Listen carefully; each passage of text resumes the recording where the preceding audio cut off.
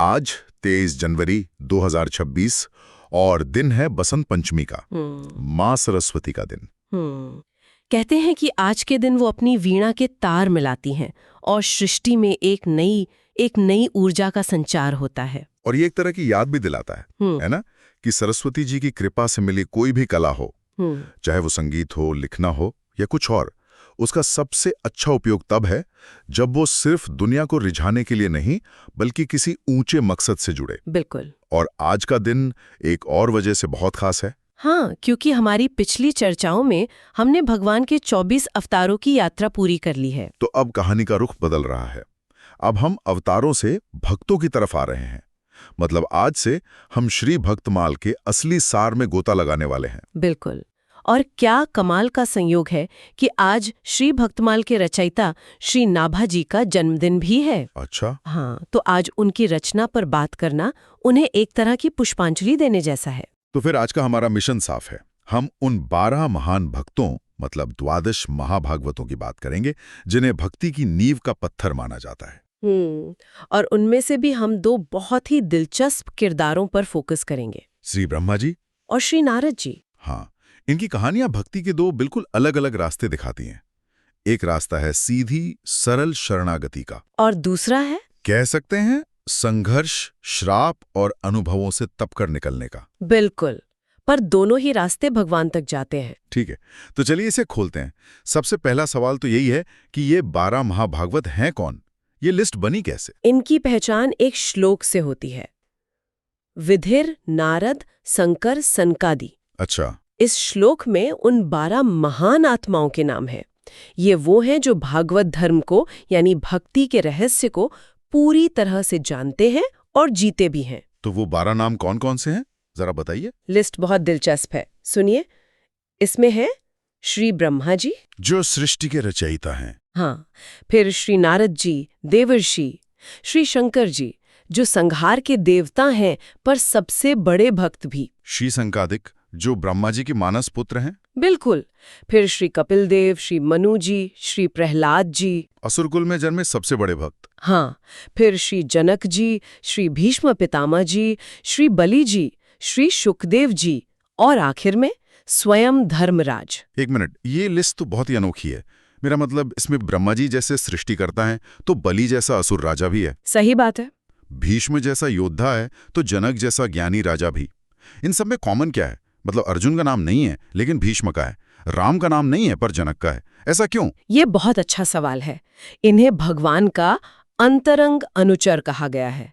इसका मतलब सिर्फ फॉलोअर या भक्त नहीं है। अच्छा। इसका मतलब है कि इनकी अपनी कोई अलग इच्छा होती ही नहीं। ये भगवान की इच्छा का ही एक विस्तार है। इसीलिए भगवान की हर लीला में इनका एक तय रोल होता है। और इस लिस्ट की खासियत यही है कि ये दिखाती है कि भक्ति किसी पद, कुल या योनि की मोहताज नहीं है। आप राजा हों, असुर हों, योद्धा हों या सन्यासी, भक्ति का रास्ता सबके लिए खुला है। तो ये एक तरह से भक्ति के रोल मॉडल्स का हॉल ऑफ फेम है। हाँ, कह सकती हैं। इन 12 लोगों ने अपनी अपनी परिस्थितियों में भक्ति को जीकर दिखाया है। तो इन सब ने जिस भक्ति को जिया वो आखिर है क्या? मतलब सच्ची भक्ति का मतलब क्या है? स्रोत के हिसाब से सबसे बड़ा धर्म वही है जिसमें भगवान के प्रति ऐसी भक्ति हो जिसमें कोई कामना ना हो। मतलब बदले में कुछ पाने की इच्छा ना हो। बिल्कुल। और दूसरी शर्त यह है कि वो भक्ति निरंतर हो, टूटे नहीं। यहाँ पर वो कहानी याद आ रही है, किसी ने एक संत से कहा, मैं रोज 2 घंटे पूजा करता हूँ फिर भी मन में शांति नहीं है।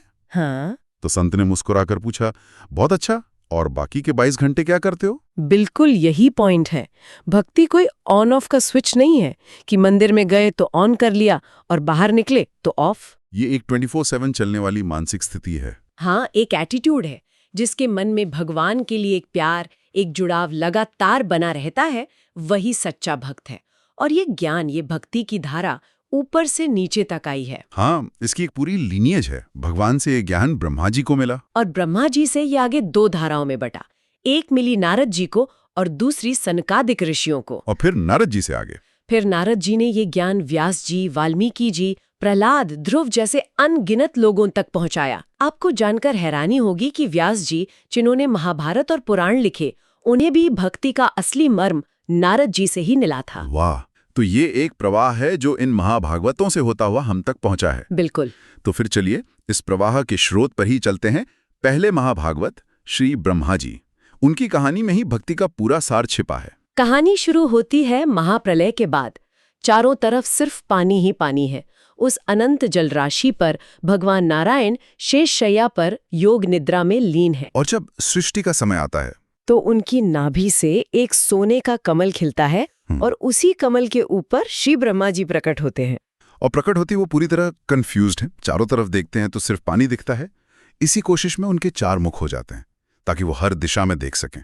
हाँ, पर उन्हें कुछ समझ नहीं आता कि मैं कौन हूँ, कहाँ से आया हूँ और मुझे करना क्या है। तब उनके मन में एक सवाल उठता है कि ये कमल जिस पर मैं बैठा हूँ, इसका स्रोत क्या है, ये कहाँ से उगा है, इसका पता लगाना चाहिए।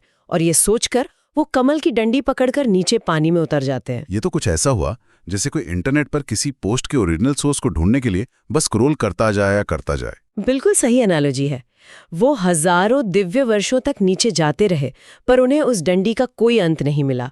जब वो पूरी तरह थक गए, हार गए, तब उन्हें समझ आया कि स्रोत को सिर्फ मेहनत से नहीं ढूंढा जा सकता। तो वो वापस आकर उसी कमल पर बैठ गए। हाँ, और तब उन्हें एक आवाज सुनाई देती है, तब करो। एक दिव्य आकाशवाणी। हाँ, और ब्रह्मा जी ने उस आदेश को माना। उन्होंने सहस्त्र दिव्य वर्षों तक उसी कमल पर बैठकर तपस्या की। जब उनकी तपस्या पूरी हुई तब भगवान नारायण उन पर प्रसन्न हुए और उन्हें अपना दिव्य लोक वैकुंठ दिखाया और स्वयं दर्शन दिए। और यही वो घटना होती है जो पूरी भक्ति परंपरा की नींव है। चतुर्श्लोकी भागवत। हाँ, भगवान ने सिर्फ 4 श्लोकों में 4 वर्सेस पूरे ब्रह्मांड का, सृष्टि का और अपने और जीव के संबंध का सारा रहस्य ब्रह्मा जी को समझा दिया। 1 मिनट यहां रुकते हैं, ये बहुत फैसिनेटिंग है। मतलब all universal knowledge in 4 versus, ये कैसा कंप्रेशन एल्गोरिदम है? उन 4 श्लोकों में ऐसा क्या था? देखिए, वो 4 श्लोक कोई हाउ टू गाइड नहीं थे। वो एक पर्सपेक्टिव थे, एक दृष्टि थी। उनका सार ये था कि सृष्टि से पहले भी मैं थी, सृष्टि के बाद भी मैं ही रहूंगी और इस सृष्टि के रूप में भी मैं ही हूँ। अच्छा। जो कुछ भी दिख रहा है वो मेरी ही माया का प्रतिबिंब है, पर मैं इससे परे हूँ। और जैसे पंच महाभूत हर चीज में होते हुए भी हर चीज से अलग है, वैसे ही मैं हर कण में हूँ, पर मैं सबसे अलग भी हूँ। और इसे जानने का तरीका? बस इतना करना है कि हर जगह हर समय मेरी ही उपस्थिति को महसूस करें। ये ज्ञान उन्हें तथ्यों के रूप में नहीं, एक अनुभव के रूप में मिला। समझ गया। तो ये इन्फॉर्मेशन नहीं थी, ये रियलाइजेशन था। और इसी ज्ञान के साथ उन्हें एक वरदान भी मिला। बिल्कुल। भगवान ने कहा, इस ज्ञान के प्रभाव से तुम अरबों खरबों सालों तक सृष्टि की रचना करते रहोगे, लेकिन तुम्हें कभी मोह या अहंकार नहीं होगा। तुम क्रिएटर होकर भी क्रिएटर होने के घमंड से बचे रहोगे। हाँ, ये कितनी बड़ी बात है। हम लोग एक छोटी सी प्रेजेंटेशन या एक स्प्रेडशीट बनाकर इतने अटैच हो जाते हैं, और उन्हें पूरी कायनात बनानी थी बिना किसी अटैचमेंट के। यही उस ज्ञान का असर था। ब्रह्मा जी ने बाद में खुद नारद जी को बताया था कि उस दिन से आज तक मेरी वाणी कभी मर्यादा नहीं लांघती, मेरा मन कभी गलत संकल्प नहीं करता और मेरी इंद्रियां कभी आउट ऑफ कंट्रोल नहीं होती, क्योंकि मेरे हृदय में हमेशा वो रहते हैं। यही भागवत धर्म का निचोड़ है। तो ब्रह्मा जी के कहानी से जो एक गहरी सीख मिलती है वो सिर्फ सरेंडर करना नहीं है, बल्कि ये समझना है कि जब तक हम मैं और मेरा के चक्कर में फंसे रहते हैं, तब तक डर, लालच और दुख हमें सताते रहेंगे। एकदम सही। जिस पल ये मैं भगवान को समर्पित हो जाता है, ये सारे दुख अपने आप खत्म हो जाते हैं। ये था भक्ति का सीधा ज्ञान से भरा रास्ता। लेकिन अब आते हैं दूसरे महाभागवत नारद जी पर, और इनकी कहानी बहुत ही टेढ़ी मेढ़ी और उतार चढ़ाव से भरी है। हाँ, नारद जी ब्रह्मा जी की गोद से उत्पन्न हुए थे। ब्रह्मा जी ने जब सृष्टि का काम आगे बढ़ाने के लिए अपने बेटों को कहा, तो यहाँ एक कॉन्फ्लिक्ट हो गया। नारद जी ने साफ मना कर दिया। उन्होंने कहा, पिताजी, मैं ये शादी ब्याह और सृष्टि बढ़ाने के झमेले में नहीं पड़ सकता। मुझे तो बस भगवान कृष्ण की भक्ति करनी है, जो अमृत से भी ज्यादा मीठी है। बिल्कुल। 1 मिनट, अगर आज के नजरिए से देखें तो एक बेटा अपने पिता को कह रहा है कि मुझे आपका फैमिली बिजनेस नहीं संभालना, मुझे तो स्पिरिचुअल पाथ पर जाना है। और इस पर पिता का रिएक्शन बहुत ही एक्सट्रीम था। बिल्कुल। ब्रह्मा जी को क्रोध आ गया। एक पिता के नजरिए से शायद ये स्वाभाविक भी था।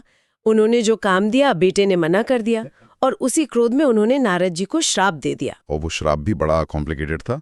एक नहीं, 3 श्राप एक साथ। हाँ, उन्होंने कहा तुम ज्ञान की बड़ी बड़ी बातें करते हो, जाओ तुम्हारे ये सारा ज्ञान लुप्त हो जाएगा। पहला, तुम एक विवाह से भाग रहे हो, जाओ तुम उपबरहण नाम के गंधर्व के रूप में जन्म लोगे और 50 कन्याओं के पति बनोगे। दूसरा, और उसके बाद तुम एक दासी के पुत्र के रूप में जन्म लोगे। तीसरा, ये बहुत अजीब लगता है, कोई भक्ति करना चाह रहा है और उसे सजा मिल रही है।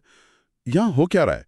क्या ये सिर्फ एक पिता का गुस्सा था या इसके पीछे कोई गहरा मकसद छिपा था? यही भक्ति मार्ग का रहस्य है। ये श्राप असल में श्राप था ही नहीं, ये एक कॉस्मिक करिकुलम था, एक ट्रेनिंग प्रोग्राम। Training programme? हाँ, ब्रह्मा जी जानते थे कि नारद को भविष्य में भक्ति का सबसे बड़ा गुरु बनना है, और एक अच्छा गुरु वो होता है जिसने सिर्फ किताबें ना पढ़ी हों बल्कि खुद अनुभव किया हो। इस श्राप के जरिए ब्रह्मा जी नारद को उन सारे अनुभवों से गुजार रहे थे जिन्हें वो छोड़कर भाग रहे थे। मतलब जिसे तुम ठुकरा रहे हो, पहले उसे जीकर देखो ताकि तुम्हारी भक्ति कच्ची न रह जाए। एग्जैक्टली। तो कहानी आगे बढ़ती है। नारद जी का जन्म उपबरहण नाम के एक गंधर्व के रूप में होता है। गंधर्व मतलब स्वर्ग के सेलेस्टियल म्यूजिशियंस और आर्टिस्ट? हाँ, जो रूप और कला में तो बहुत अच्छे होते हैं, पर उनमें वासना और चंचलता भी बहुत होती है। तो उन्हें ठीक वैसी योनि मिली जो भक्ति के ठीक उलट है। हाँ, लेकिन भक्ति के संस्कार देखिए, उस योनि में भी वो भगवान का यश गाते थे। एक बार वो पुष्कर क्षेत्र में, जो ब्रह्मा जी का ही तीर्थ है, एक सभा में हरि कीर्तन कर रहे थे। लेकिन तभी श्राप का दूसरा हिस्सा असर करने लगा। वहीं पर अप्सराएं नृत्य कर रही थीं और उनमें से रंभा को देखकर उपबरहण का मन फिसल गया। वो मोहित हो गए। मतलब मुंह से हरि कीर्तन चल रहा है और मन में कुछ और? बिल्कुल, और ये हुआ भी ब्रह्मा जी के ही क्षेत्र में। तब तो पकड़े गए होंगे। बस वहीं मौजूद देवताओं ने इसे पकड़ लिया और उन्हें एक और श्राप दे दिया। अरे, तुम भगवान का नाम भी ले रहे हो और स्त्री को देखकर मोहित भी हो रहे हो, तुम्हारी वृत्ति शूद्रों जैसी है, जाओ शूद्र योनि में जन्म लो। श्राप के ऊपर एक और श्राप, ये तो बड़ा ही कठोर है। एक छोटी सी गलती की इतनी बड़ी सजा। यहीं पर एक और कहानी याद आती है जो स्रोत में है, काकभुशुंडी जी की। उन्हें भी उनके गुरु ने किसी गलती पर कौवा बनने का श्राप दे दिया था। अच्छा। बाद में जब गुरु का गुस्सा शांत हुआ तो उन्होंने श्राप वापस लेना चाहा, पर काकभुशुंडी जी ने मना कर दिया। मना कर दिया? कोई कौवा मन के क्यों रहना चाहेगा? उन्होंने कहा, गुरुदेव, मुझे इसी कौवे के शरीर में भगवान राम के बाल रूप की भक्ति मिली है। ये शरीर अब मेरे लिए श्राप नहीं, वरदान है। मैं इसे नहीं छोड़ना चाहती। वाह। ये कहानी दिखाती है कि भक्त के लिए परिस्थिति या शरीर मायने नहीं रखता। वो अपने श्राप को भी भगवान का भेजा हुआ प्रसाद मान लेता है। ये तो पर्सपेक्टिव बदलने वाली बात है। तो फिर उपबरहण गंधर्व का क्या हुआ? दूसरा श्राप सुनते ही उन्हें वैराग्य हो गया। उन्होंने समझ लिया कि इस शरीर में रहकर भक्ति नहीं हो पाएगी। उन्होंने तुरंत योग क्रिया से अपने शरीर का त्याग कर दिया। और फिर आगे चलकर अपने पिता ब्रह्मा के तीसरे श्राप के अनुसार उनका जन्म एक दासी के पुत्र के रूप में हुआ। तो अगर आज की चर्चा को समेटें तो हमने एक बहुत बड़ी यात्रा की।